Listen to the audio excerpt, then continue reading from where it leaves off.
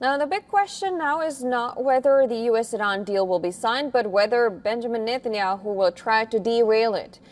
Netanyahu has a long history of opposing agreements with Iran. But this time, the deal is being driven by his closest political ally, Donald Trump. So will Netanyahu accept the new reality, or will he try to torpedo the agreement? Let's take a look at this next report for more details on this.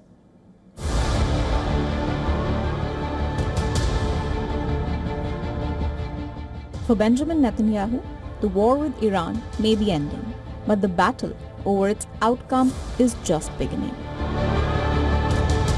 Benjamin Netanyahu has warned US President Donald Trump that Israel would not be bound by the agreement reached between the US and Iran.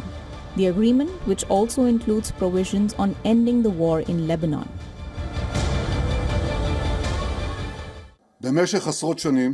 For decades, I have been fighting Iran's efforts to acquire nuclear weapons. I can define this as my life's mission. I have upheld it until now, and I will uphold it in the future as well. With or without a deal, Iran will not have nuclear weapons. Not today and not tomorrow. As long as I am Prime Minister of Israel, this will not happen. The emerging US-Iran understanding has created a dilemma for the Israeli Prime Minister. On one hand, he remains deeply skeptical of any deal that fails to immediately address Iran's nuclear program and ballistic missile capabilities. On the other is Israel's most powerful ally, the United States. The deal represents exactly the kind of outcome Israeli officials have been warning against. It could lead to sanctions relief for Tehran, the reopening of the Strait of Hormuz, and a reduction in economic pressure on the Iranian regime.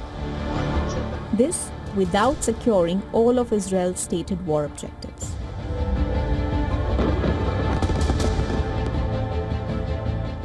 So far, Netanyahu has chosen restraint. Unlike his open campaign against the 2015 Iran nuclear deal, he has avoided a direct public clash with Trump. But his comments suggest clear discomfort. So long as President Trump is fixed on reaching a nuclear agreement, and so long as Israel feels that the terms of that agreement or the breadth of that agreement is insufficient from its perspective in terms of Israeli security, there will be a lot of tension.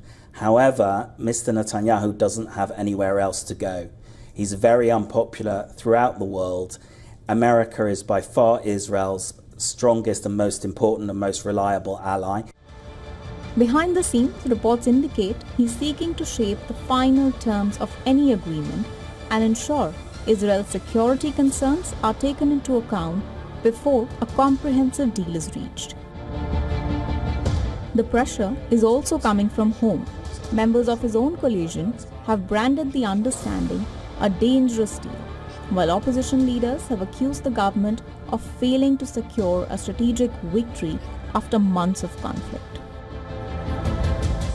Now, Netanyahu has to make tough choices, either to agree to the US-Iran deal or continue to resist it, earning Trump's wrath.